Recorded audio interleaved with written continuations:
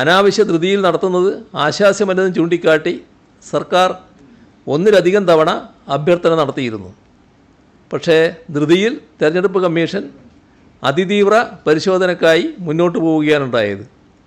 ഇത് ജനാധിപത്യത്തിൻ്റെ ഉത്തമ താൽപ്പര്യങ്ങൾ സംരക്ഷിക്കാനല്ല എന്നതാണ് ഇപ്പോൾ വ്യക്തമായിക്കൊണ്ടിരിക്കുന്നത്. മറ്റൊരു പ്രശ്നം, നമ്മുടെ രാജ്യത്തുള്ള പൊതുവായ അവസ്ഥ, സ്വന്തം അസ്തിത്വം തെളിയിക്കാൻ ജനങ്ങൾ പ്രയാസം അനുഭവിക്കുന്ന ദുരവസ്ഥ, അത് വലിയ തോതിൽ ആശങ്കാജനകമായി രാജ്യത്ത് ഉയർന്നു വന്നിരിക്കുകയാണ്. ഒരാൾ താൻ ഈ നാട്ടിൽ ജനിച്ച് ജീവിക്കുന്നയാളാണെന്നോ സ്ഥിരതാമസക്കാരനാണെന്നോ ആരുടെ മുന്നിലും അനായാസം തെളിയിക്കാൻ പ്രാപ്തനാകണം. ഒരാളും പുറന്തള്ളപ്പെടുന്ന അവസ്ഥയുണ്ടാകരുത്.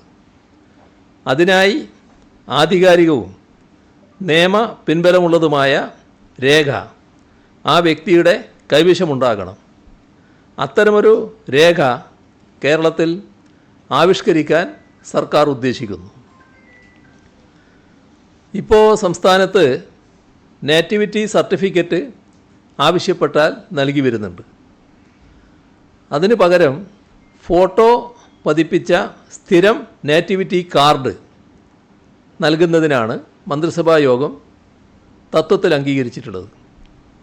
നേറ്റിവിറ്റി സർട്ടിഫിക്കറ്റിന് പകരമായി എക്കാലത്തും ഇതുപയോഗിക്കാനാവും.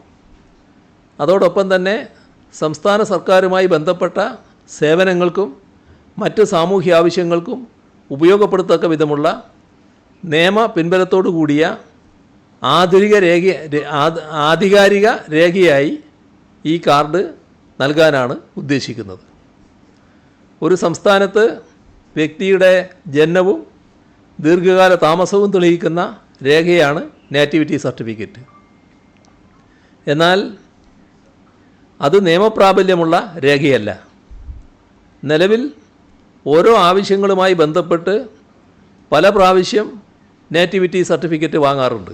അതാണ് പതിവ്. ഇത് ചില ഘട്ടങ്ങളിൽ പരാതിയായി സർക്കാരിന് മുന്നിൽ വരികയും ചെയ്തിട്ടുണ്ട്.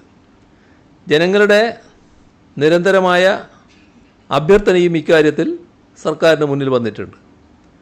ഇത്തരമൊരു കാർഡ് വരുന്നതോടെ ഈ പ്രശ്നങ്ങൾക്ക് പരിഹാരമാകും.